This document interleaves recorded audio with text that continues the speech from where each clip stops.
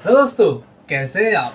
दोस्तों, मार्केट में काफ़ी सारे फ़ोन अवेलेबल हैं और हमें समझ ही नहीं आता कि कौन सा फ़ोन लें, क्योंकि सभी में एक से बढ़कर एक फीचर हमें देखने को मिलते हैं। तो आज की वीडियो में यही आपका काम मैं आसान करने वाला हूँ। मैं आज की वीडियो में आपको बताऊंगा कि किन किन बातों को आपको पता होना चाहिए जब आप नया फ़ोन खरीदने के लिए जाते हैं। हर एक पॉइंट को ध्यान से समझेगा, वरना आपकी उलझन सॉल्व नहीं होगी। अगर आप इन पॉइंट को समझ लेंगे तो आपको नया फोन खरीदने में कोई उलझन नहीं होगी। तो देखते रहिए और बने रहिए सॉफ्टटेक एसीएस चैनल पर। सब्सक्राइब कीजिए सॉफ्टटेक एसीएस चैनल को और बेल आइकन दबाना मत भूलना। तो वीडियो शुरू करें।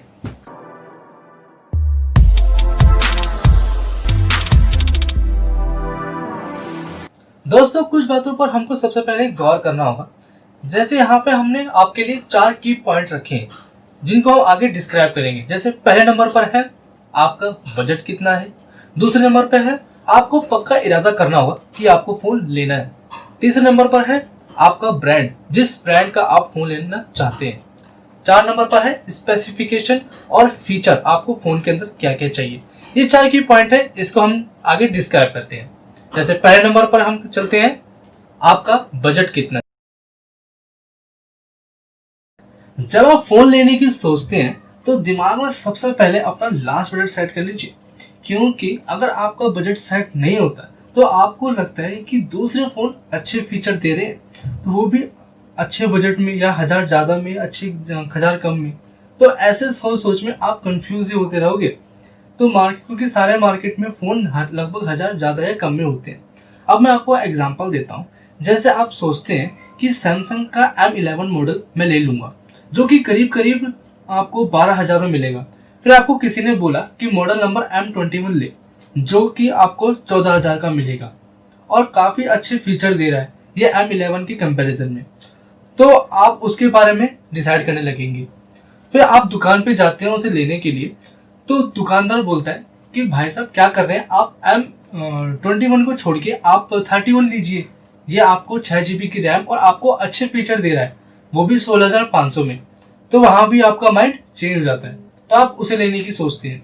तो यहाँ पे आपका माइंड कितनी बार चेंज हुआ आपको बजट को लेते हुए।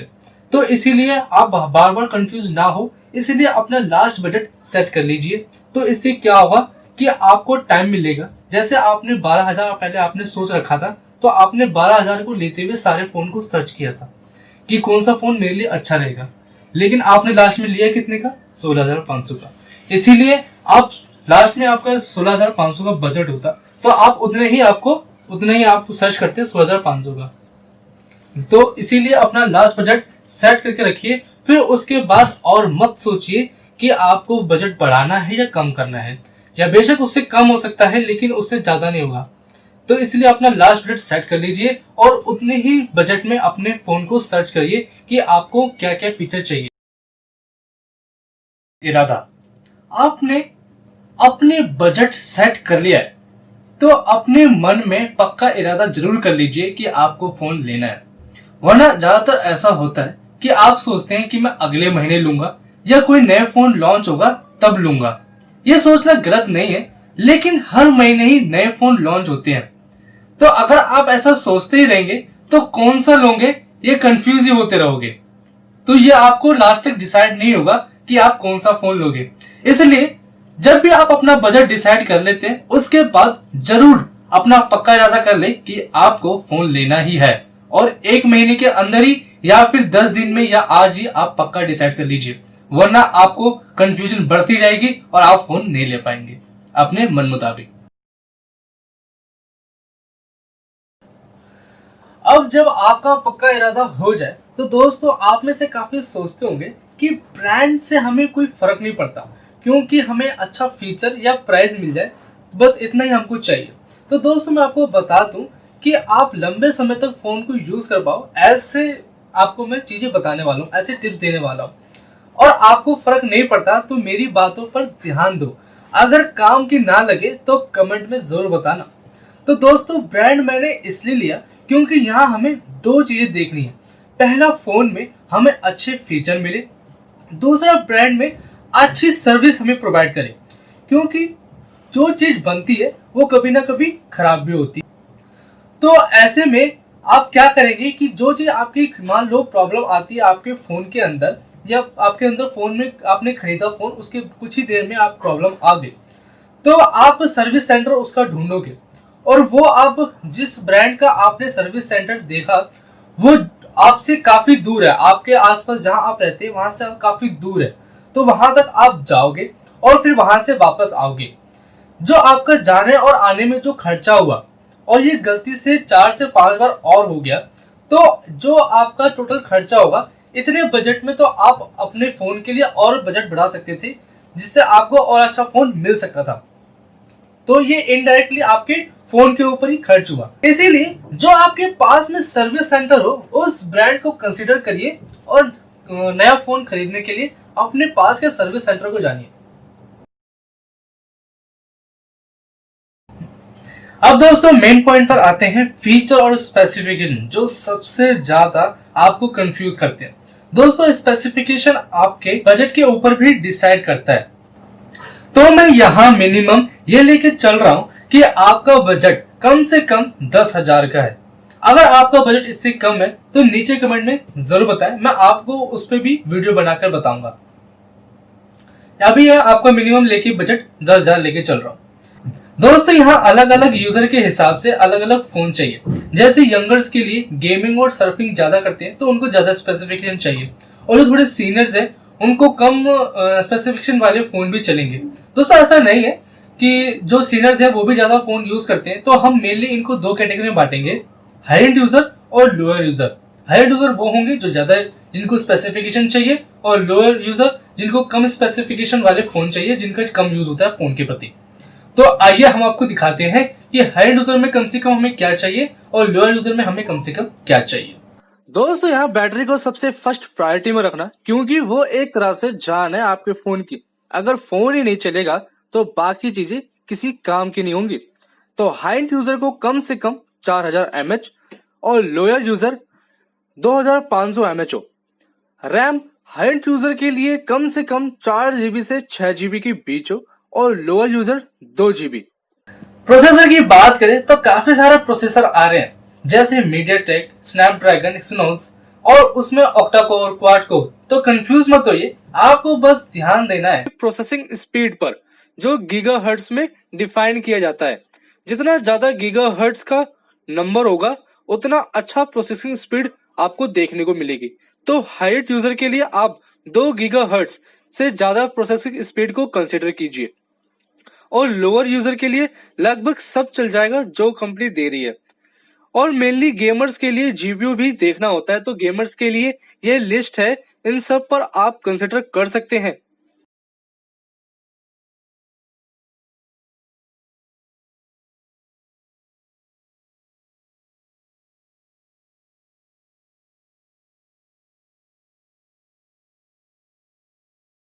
अब दोस्तों बात करते हैं सबके फेवरेट कैमरे की। दोस्तों मार्केट में एक मिथ है कि जितना ज्यादा मेगापिक्सल होंगे उतना ही ज्यादा अच्छी फोटो होगी। ऐसा नहीं है दोस्तों, क्योंकि एक फोटो लेने में मेगापिक्सल के साथ साथ काफी कुछ मैकेनिज्म काम करता है, तब जाके एक अच्छी फोटो निकल के आती है। दोस्तों बात आती है कि हमें कैसे पता लगे कि कौन सा कैमरा हमारे लिए अच्छा रहेगा। तो दोस्तों इसे आप कंपनी के पुराने फीडबैक से जान सकते हैं। जैसे सबसे अच्छा गूगल पिक्सल के फोन के कैमरे को माना जाता है, लेकिन उनके फोन में बाकी लेटेस्ट फोन से कम मेगापिक्सल होते हैं। फिर भी पिक्सल फोन के कैमरे की फोटो अच्छी मानी जाती है। और दोस्तों आजकल एक फोन में अलग अलग यूज के लिए कैमरे दिए जा रहे हैं, तो मैं आपको मेन कैमरे के हिसाब से हाईएस्ट यूजर को कितना अपर्चर का साइज डिसाइड करना चाहिए और लोअर यूजर को कितना, ये बताऊंगा। तो हाई एंड यूजर के लिए अपर्चर f1.8 सही है, और नॉर्मल के लिए f2.2 भी सही है। दोस्तों अब बात करते हैं स्क्रीन साइज की। तो स्क्रीन साइज कितना चाहिए? स्क्रीन साइज जो आप अपने हाथ के साइज को देखते हुए लीजिए, नहीं तो आपको ऑपरेट करने में दिक्कत आएगी। जिससे शुरू में तो आपको बड़ा फोन देखकर अच्छा लगेगा, लेकिन कुछ ही दिन बाद ही आप उस फोन से नफरत करने लगोगे। यही सबसे बड़ा रीजन है लोग बार बार फोन चेंज करते हैं। यही माइंड साइकोलॉजी है। जैसे दोस्तों को दिखाने के लिए बड़ी चीज ले लो, लेकिन फिर उसको ऑपरेट करने में दिक्कत आती है, फिर वो बुरी बन जाती है। इसीलिए सबसे बेस्ट रहेगा कि अपने हाथ के हिसाब से फोन लो। लोग स्क्रीन साइज को कंसीडर नहीं करते, लेकिन उसे भी आपको कंसीडर करना चाहिए। अब दोस्तों बात करते हैं नेटवर्क की। दोस्तों मैं नेटवर्क यहाँ इसलिए बता रहा हूँ क्योंकि अभी 4G का नेटवर्क कॉमन हो गया है, क्योंकि 4G हर जगह है। लेकिन अभी 5G आया नहीं है और 5G के फोन आ चुके हैं। तो आपके दिमाग में आता होगा कि क्यों ना मैं 5G का फोन ही क्यों ना ले लूं, क्योंकि जैसे ही 5G नेटवर्क आ जाएगा मैं तभी यूज करने लगूंगा 5G नेटवर्क को। लेकिन ऐसा नहीं है दोस्त, क्योंकि हर नेटवर्क की अलग बैंड फ्रिक्वेंसी होती है। तो अभी 5G नेटवर्क की फ्रिक्वेंसी बैंड नहीं पता चली। तो जिन फोन में 5G का सपोर्ट मिल रहा है, तो अभी कंफर्म नहीं है कि उनमें भी बैंड फ्रिक्वेंसी मिलेगी जो 5G नेटवर्क में हमें देखने को मिल रही है। तो दोस्तों जो ऐसा ना हो कि जो आपने फोन खरीदा वो 5G नेटवर्क को सपोर्ट ना करे और जिस सोच से आपने उस फोन को लिया था उसमें आपको निराशा हो। तो दोस्तों ये मैंने आपकी बेसिक नीड्स जो हमें चाहिए फोन के अंदर, वो मैंने यहाँ कवर करने की कोशिश करी है। अगर यहाँ पे आपका कोई सवाल या आपका कोई डाउट छूट जाता है तो आप मुझसे कमेंट में पूछ सकते हैं। बाकी दोस्तों आज के लिए इतना ही। अगली वीडियो में फिर मुलाकात होगी, तब तक के लिए अपना ख्याल रखिएगा, दुआओं में याद रखिएगा।